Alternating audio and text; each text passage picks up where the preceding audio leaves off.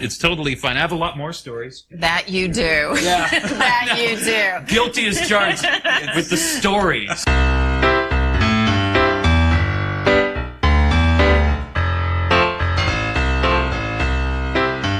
Hey, everybody, welcome to I've Got Something to Say. Thank you so much for tuning into this podcast. Thrilled that you're taking a few minutes out of your day to listen to dumb stories about my life. This week's episode is titled Bad Punctuation.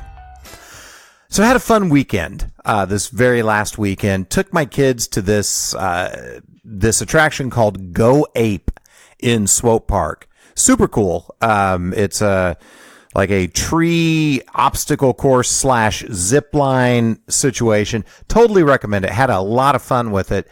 And after we did that, came back home, and my oldest daughter was like, "Hey, Dad, you want to see the clothes that Aunt Jill bought me?" So I'm like, "Yeah, I want to see."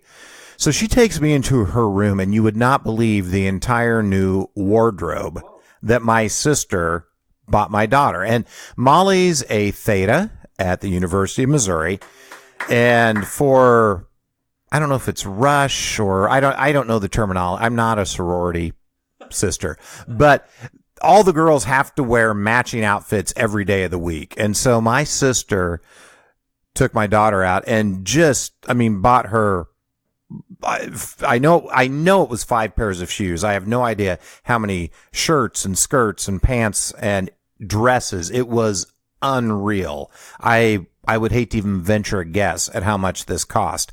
And so she's showing me all these clothes. She's super excited. And I'm thinking, my sister is so generous to me and my daughters, and totally doesn't need to be, probably shouldn't be, based on the way I treated her when she was younger. And so as I'm lamenting and thinking about this, it brought me back to a time in my sister's life when she was starting to become a woman. So I'm 4 years older than my sister, and I remember coming home from school, and my sister was laying on the couch watching TV, and she had her legs hoisted up on the armrest of the couch. So they were up a little bit, and she's just, watching the Flintstones, doing her thing, whatever.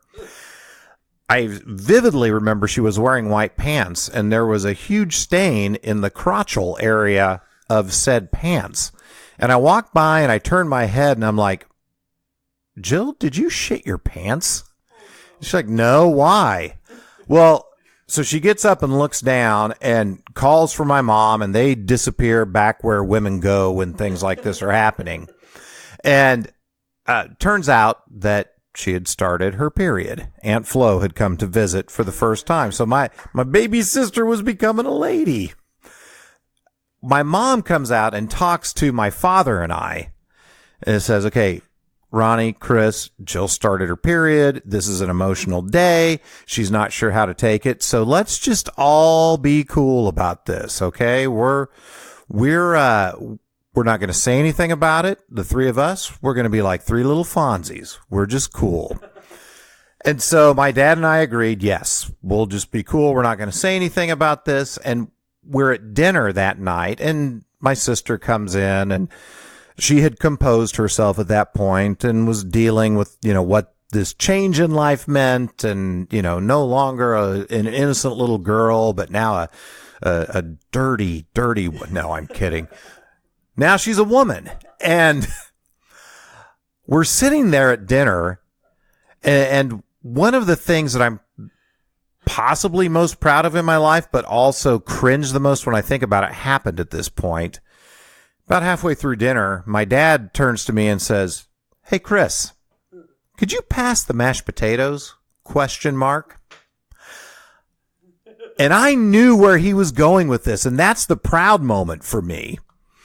And I said, "You bet, Dad, period."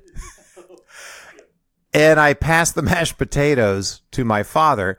As my sister realizes she's getting made fun of, gets very upset, cries, leaves the room. My mom was so pissed at me and my dad for putting her through this torture and this lament.